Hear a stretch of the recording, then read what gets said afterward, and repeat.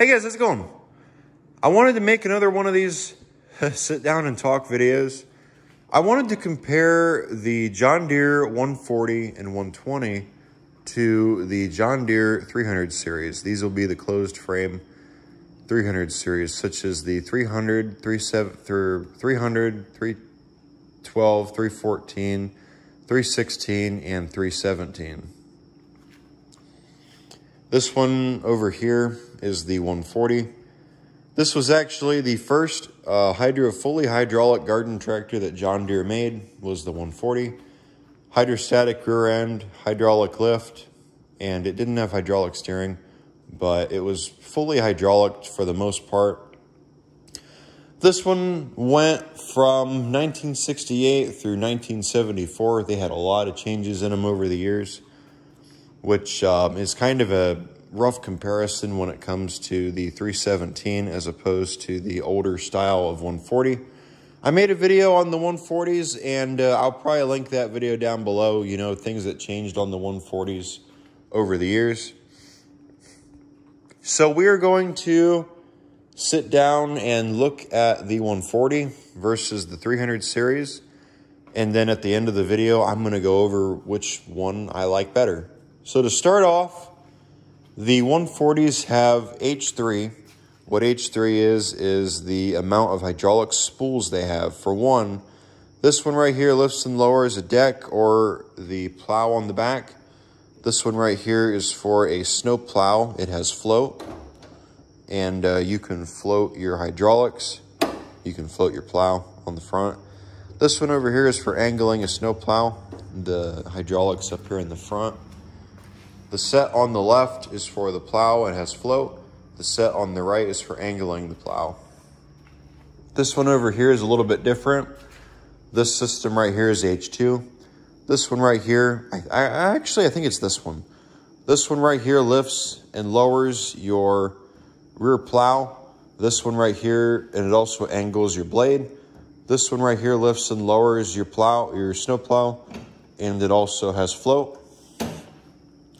The one thing I don't like about the 300 series as opposed to the 140 is the 300 series is only an H2 as opposed to the H3 on the 140s. That is one thing that I wish that they would have kept on the 317s.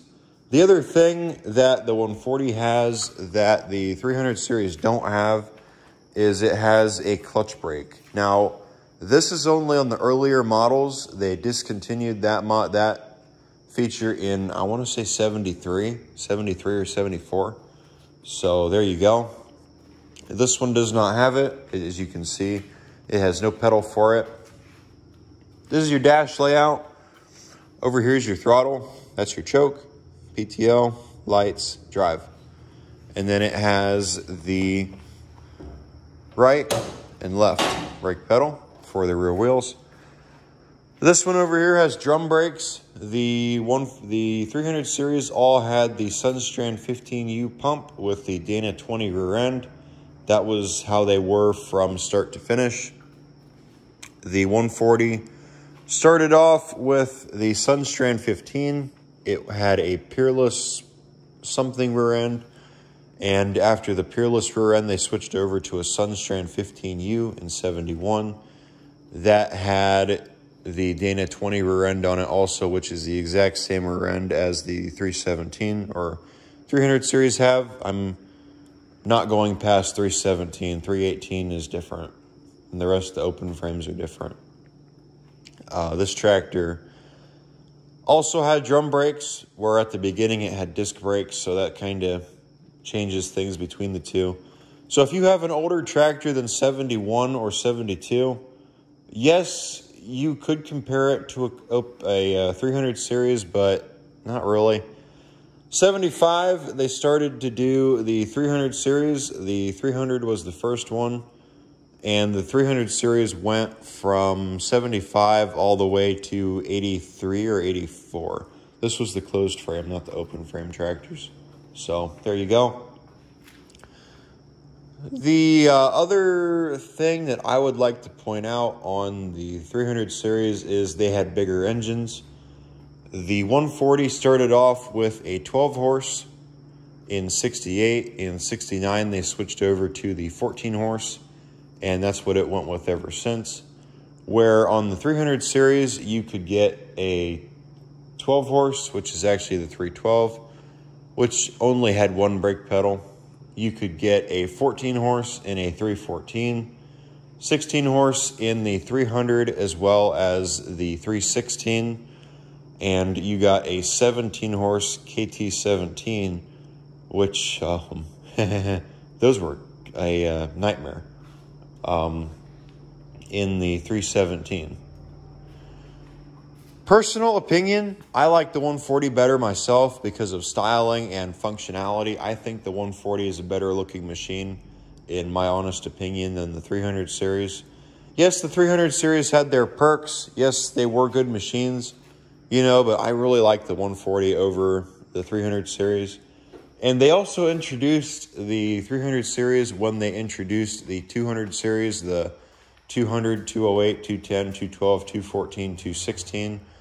And they had the 140s going when they did the square fenders, the 110s and 112s, which they kept that style, you know, of the 100 series and the way that they looked, which nothing wrong with. You know, they look good. I like the 100 series personally better over the 200 series anyway. I just like the look of them better. I think they look a lot better than the 200 series, but I do still have 200 series and I do use them. Same with 300 series. I do have 300 series and I still use them, just not nearly as much as I use this 140. So there you go.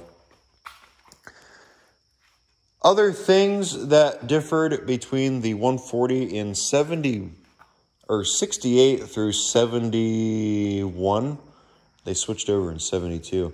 They had 3/4 inch front spindles as opposed to the inch spindle, the 1 inch spindles that the 317 had. They did switch over to that style of front axle in 72 on the 140s. However, like I said, they only went through 74, so there you go. This over here is the setup on the 140. Choke, throttle, PTO, and a PTO light, and down there is your light switch, and also you got a cigarette lighter right here, which the 317 did not have. The 140s, most of them did have it. It did come factory. However, you could get it without one if you wanted to. But yeah, as you can see, the 317 don't got one. So there you go. That's just kind of my comparison between the 140 and the 300 series. Personal opinion, if you're out looking for a garden tractor, I would go with a 140. However, I must have a mouse in the fridge. I just heard him. The only problem with the 140 as opposed to the 300 series, people love these 140s so much they're basically wore out when you get them. I know for a fact this one was the exact way. People usually only sell these when they're wore out, and I have noticed that. The 300 series, you find them on there quite a bit. However, the 140s, you can't really find them, you know. But that's what I would go for, in my personal opinion, is a 140.